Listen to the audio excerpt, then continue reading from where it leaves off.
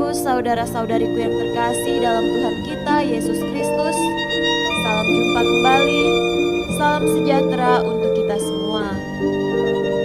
Hari Senin 1 Juni 2020 adalah peringatan Santa Perawan Maria, Bunda Gereja. Gelar Bunda Gereja atau Mater Ecclesiae pertama kali digunakan oleh Berengaud, Uskup Treves dalam tulisan-tulisannya.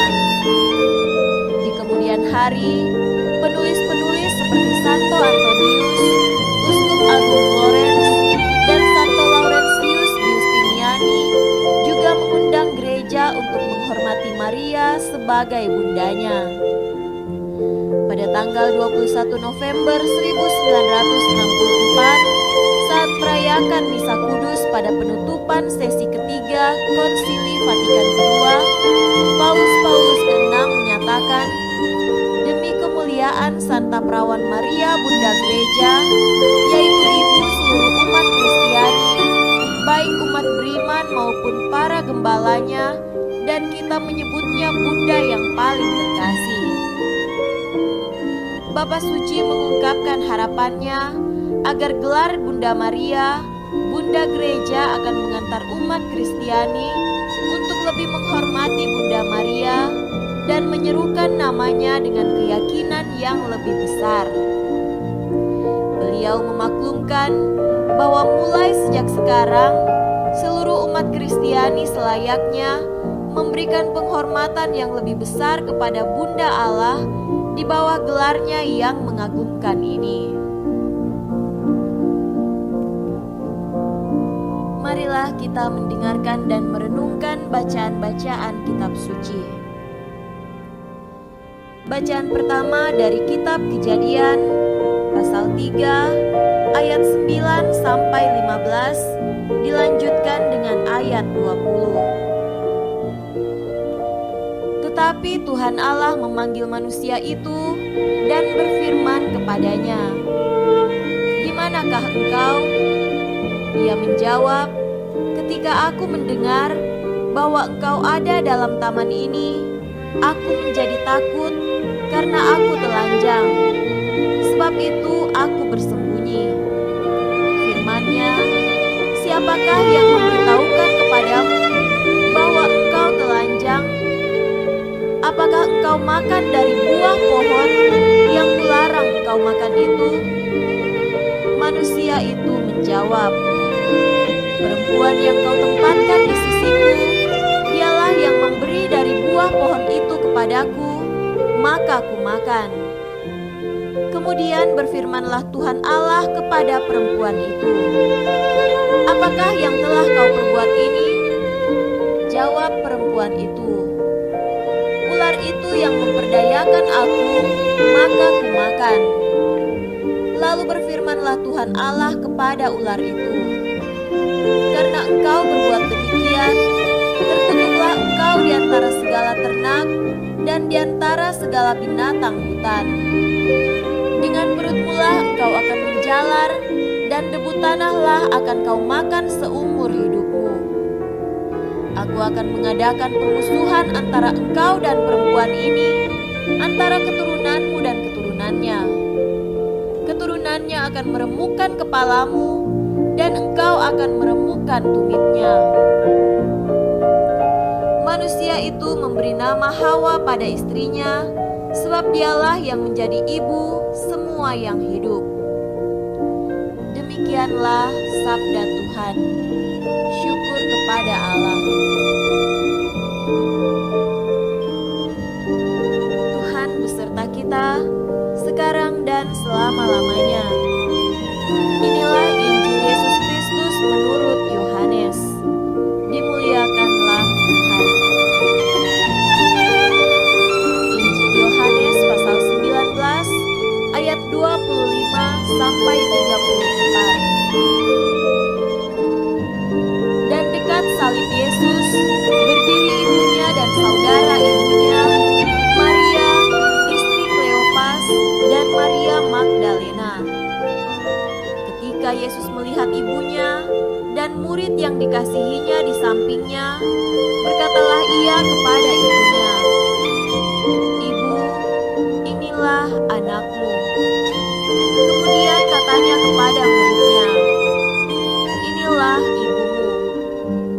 Dan sejak saat itu, murid itu menerima dia di dalam rumahnya.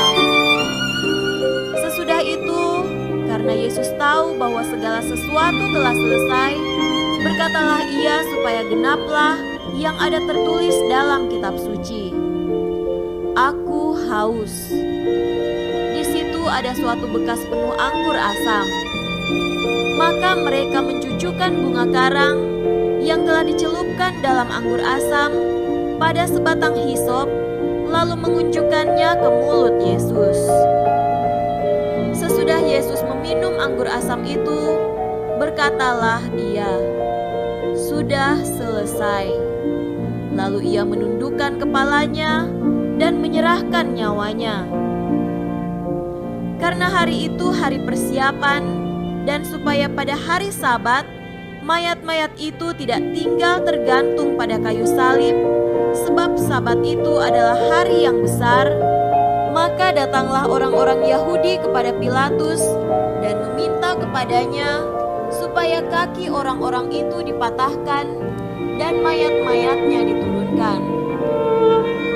Maka datanglah prajurit-prajurit, lalu mematahkan kaki orang yang pertama dan kaki orang yang lain yang disalibkan bersama-sama dengan Yesus.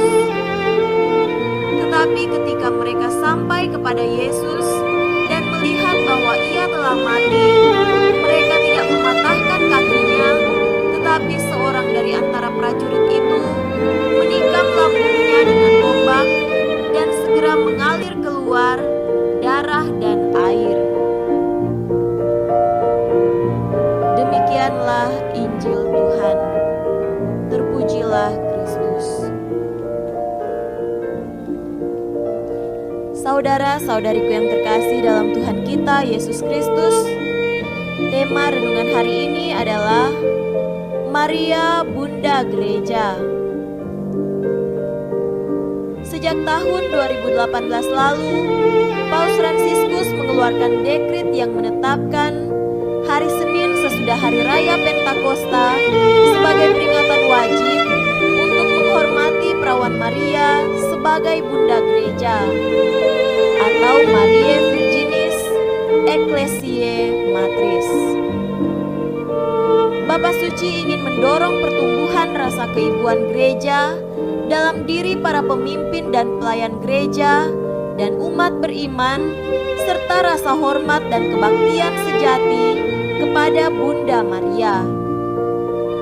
Saudaraku terkasih, peristiwa di bawah kaki salib putranya dalam kisah Injil pada hari ini. "Ibu, inilah anakku." Lalu ia berkata kepada murid-muridnya, "Inilah ibumu." Kristus mempercayakan Maria kepada muridnya. Maria lalu menjadi ibunda bagi murid itu, yang mewakili seluruh murid Kristus. Dengan demikian, Maria menjadi bunda segenap murid Kristus, Bunda Gereja. Saat itulah Kristus menyerahkan Maria kepada gereja, dan Maria menjadi milik gereja sebagai bunda sekaligus mempercayakan para murid dalam penyertaan bundanya sejak awal mula gereja dengan doa-doanya. Lantas, apa artinya kita memiliki Maria sebagai bunda? Bagi seorang ibu, anak-anak adalah segalanya. Ibu akan mencintai dan menjaga dengan segala cara, serta mengharapkan yang terbaik bagi anak-anaknya. Ia kerap berdoa kepada Tuhan tanpa perlu memberitahu mereka. Sebagai bunda, ia mempunyai rasa cinta yang besar terhadap gereja. Kelembutan hatinya menjadikan ia sebagai tempat bagi kita untuk datang memohon bantuan melalui doa-doanya. Saudara-saudariku yang terkasih, Sebagai anggota gereja, sudah sepantasnya kita mengasihi dan menghormati Maria sebagai bunda dengan kebaktian yang sungguh. Bersamanya, hari ini kita persatukan segala pujian, syukur, serta segala harapan dan rencana pribadi, keluarga atau rumah tangga, maupun komunitas kita. Kita percaya Maria adalah ibunda yang tak akan sampai hati membiarkan kita anak-anaknya berjuang sendirian. Layaknya seorang ibu, Maria pasti membantu dan merangkul anak-anaknya, karena itu ia digelari sebagai bunda gereja. Semoga demikian.